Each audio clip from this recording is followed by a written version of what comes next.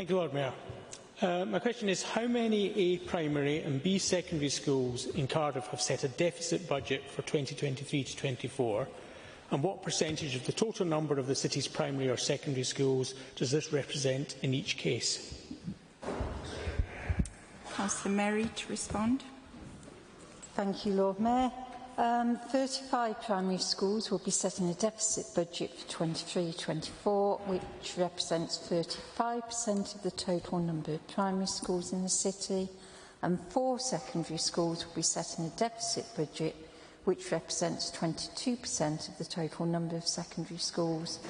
In addition, 1 special school will be setting a deficit budget which represents 14% of the total number of special schools. Is there a supplementary, Councillor Berman?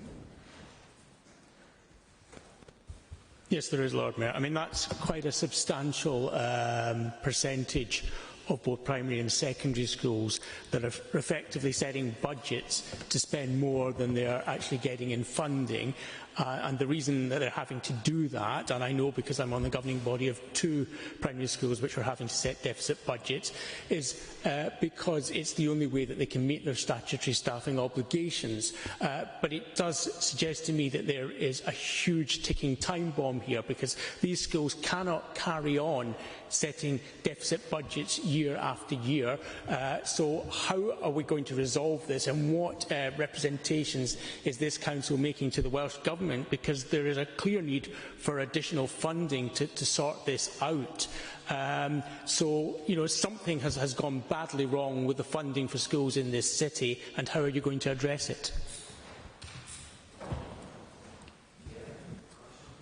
Thank you, Councillor Berman.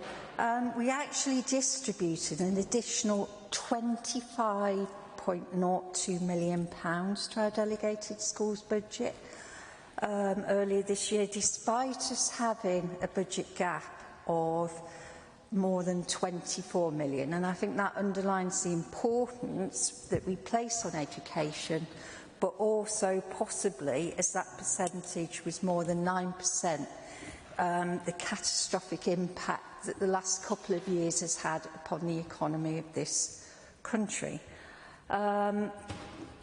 The issues around funding are actually rather complex in that, for example, with the primary schools, there are issues as we pass the peak of school numbers, and actually many of our primary schools have actually got vacant places. The vacancy rate now in primary schools is around 22%. In terms of the Welsh Government, we will certainly be asking for them to prioritise spending for education. I think it needs to be a priority, whether that's for the Council, the Welsh Government or the UK Government, in terms of any additional funding that can be given to the Welsh Government. But our children have actually been through a period of huge upheaval. We know that there's increased demands going into our schools, and it's really important that we seek to meet that. In the meantime, though, our officers are working with schools in deficit. They're collating individual school budget impact assessments. The School Budget Forum, which is made up of representatives from the schools as well, are working on ways either that you can seek savings or that we can adjust the formula more appropriately.